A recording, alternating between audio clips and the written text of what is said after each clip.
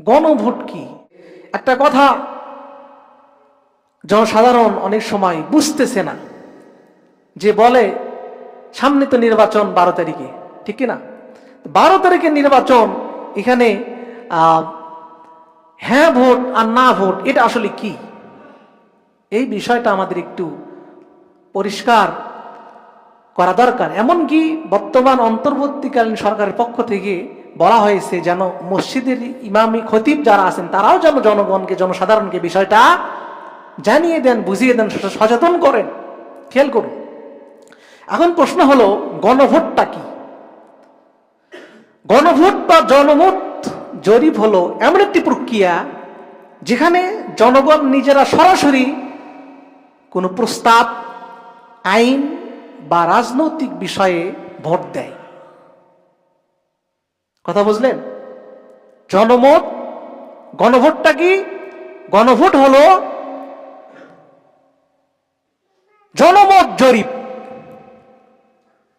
কি জরিপ? জনমত জরিপ। প্রস্তাব অথবা কোন রাজনৈতিক বিষয়ে ভোট দিবে। কথা বুঝতেছেন? সরাসরি কোন প্রস্তাব বা আইন বা রাজনৈতিক বিষয়ে জনগণ সরাসরি ভোট দিবে। এটা হচ্ছে গণভোট। এই গণভোটটা কোন উদ্দেশ্যে? গণভোটের কিছু উদ্দেশ্য আছে যেগুলো জুলাই বিপ্লবীরা যেটা তারা কামনা বাসনা তারা যেটা চেয়েছিল, এই লক্ষ্য উদ্দেশ্যগুলো হলো যে, 1 নম্বর কথা হলো সরকারি দল ইচ্ছে মতো সংবিধান সংশোধন করতে পারবে না। গণভোটের হ্যাঁ ভোট অথবা না ভোট, তার উপরে এই পয়েন্টগুলো থাকবে যে সরকারি দল ইচ্ছে মতো সংবিধান সংশোধন করতে পারবে না। একজন ক্ষমতায় গেল, একটা দল ক্ষমতায় গিয়েই এর আগে কি করেছিল? বিগত স্বৈরাচার শাসক কি করেছিল? ক্ষমতায় গিয়েই তত্ত্বাবধায়কের যে বিল, তত্ত্বাবধায়কের যে বিষয়টা, এটা বাতিল করেছিল। যার জন্য কত রাজনৈতিক দল বিভিন্নভাবে বিভিন্ন সময় তারা দাবি দেওয়া আন্দোলন করেছে কিনা? তাহলে সরকারি দল ইচ্ছা মতো সংবিধান সংশোধন করতে পারবে না।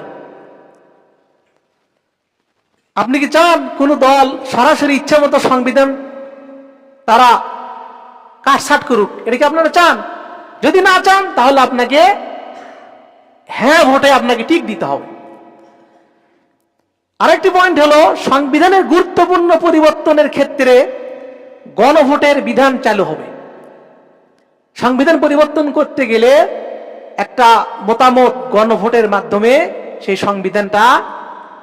সংবিধানের যে আর্টিকেল হোক বা যেটাই হোক, যে অংশই হোক, পরিবর্তনের জন্য গণভোটের আয়োজন করতে হবে। 3, বিরোধী দল থেকে ডেপুটি স্পিকার এবং গুরুত্বপূর্ণ সংসদীয় কমিটি সমূহের সভাপতি নির্বাচিত হবেন। অর্থাৎ ডেপুটি স্পিকার, স্পিকারের স্থলাভিষিক্ত, স্পিকার অবর্তমানে যিনি সংসদে স্পিকারের দায়িত্ব পালন করবেন উনি হচ্ছেন ডেপুটি স্পিকার। এই ডেপুটি স্পিকার যেন বিরোধী দল থেকে যেন নিয়োগ দেওয়া হয়, নির্বাচিত করা হয়। এটা হলে কি হবে? তাহলে বিরোধী দলদের মাধ্যমে তাদেরকেও একটু মূল্যায়ন করা হবে, তাদেরকেও বিবেচনা করা হবে, তাদেরকে উপেক্ষা করা হবে না। 4, যত মেয়াদী হোক কেউ সর্বোচ্চ 10 বছরের বেশি প্রধানমন্ত্রী থাকতে পারবে না।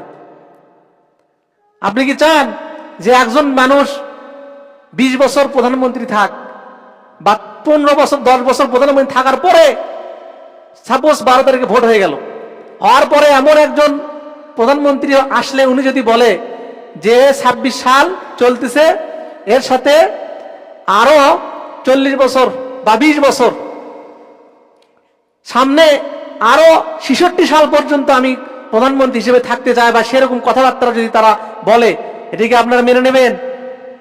সেই জন্য 10 বছরের কেউ বেশি প্রধানমন্ত্রী থাকতে পারবে না। যদি আপনি চান তাহলে আপনাকে হ্যাঁ ভোটে আপনাকে ভোট দিতে হবে, টিক দিতে হবে বা সিল দিতে হবে। আরেকটি হলো ক্ষমতার ভারসাম্য প্রতিষ্ঠার জন্য পার্লামেন্টে একটি উচ্চ কক্ষ গঠিত হবে। 7, দেশের বিচার ব্যবস্থা স্বাধীনভাবে কাজ করবে।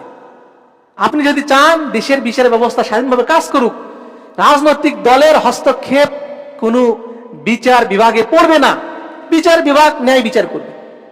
সেটা যদি আপনি চান যে বিচার শুরু হচ্ছে, ভাড়া করে কিছু মিথ্যে সাক্ষী এবং বিচারপতিকে প্রেশার ক্রিয়েট করে রাজনৈতিক দল বললো আমরা যে দিকে বলবো সেদিকে রায় দিতে হবে, এটিকে আপনারা চাইবেন?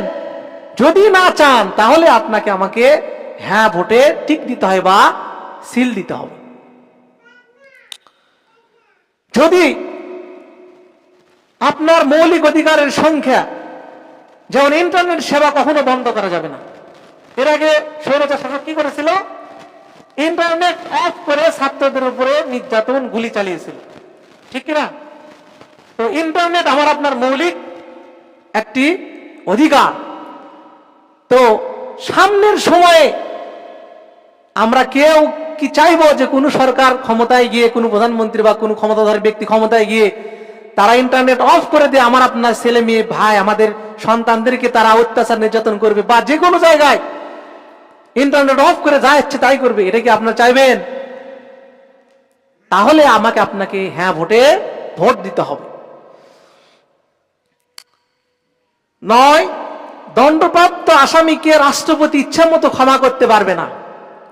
একজন ব্যক্তি অপরাধ করেছে, হয়তো সরকার গঠন হওয়ার পরে তার দলের লোক, তো সেই ব্যক্তি আপনার ছেলেকে হত্যা করার পরে তার ফাঁসির রায় হয়ে গেছে, কিন্তু রাষ্ট্রপতি বলতেছে আমার কাছে ক্ষমা চাও, প্রাণ ভিক্ষা চাও, আমি ক্ষমা করে দিলাম। আপনি কি এটা চাইবেন? আমরা চাইবো না। কিন্তু এটা যদি না চাই তাহলে আমাকে আপনাকে হ্যাঁ ভোটে ভোট দিতে হবে। আরেকটি পয়েন্ট হলো রাষ্ট্রপতি ও প্রধানমন্ত্রীর ক্ষমতার মধ্যে ভারসাম্য থাকবে। কি থাকবে?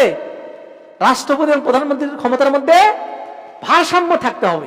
বর্তমান বাংলাদেশের যে প্রধানমন্ত্রীর যে ক্ষমতা এবং রাষ্ট্রপতির যে ক্ষমতা, রাষ্ট্রপতি বাংলাদেশের যে বর্তমান প্রেক্ষাপট, সেখানে রাষ্ট্রপতি কোনো ক্ষমতায় নেই, একটা কলা গাছের মতো। কিসের মতো? একটা কলা গাছের মতোই। যে প্রধানমন্ত্রী উনি যদি একটা বিল ওনার কাছে যাবেন, যাওয়ার পর যদি উনি সিগনেচার করবেন, যদি সিগনেচার না করে 15 দিনের মধ্যে অটোমেটিক্যালি কি হয়ে যাবে? সেটা অটোমেটিক্যালি উনি স্বাক্ষর করেছেন বা সম্মতি দিয়েছেন, এটাই পাস হয়ে যাবে।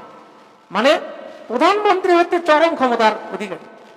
রাষ্ট্রপতির ক্ষমতা এই জন্য বলা হচ্ছে রাষ্ট্রপতিরও কিছু ক্ষমতা থাকবে, তাই কি না?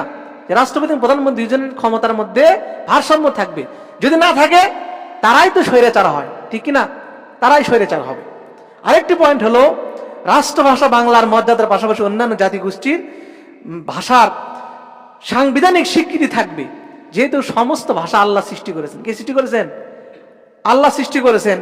সেই জন্য অন্যান্য জাতিগোষ্ঠীর বিভিন্ন জাতিগোষ্ঠী, চাকমা, মারমা, সব অন্যান্য জাতিগোষ্ঠী যারা আছে তাদের ভাষার সাংবিধানিক স্বীকৃতি থাকবে।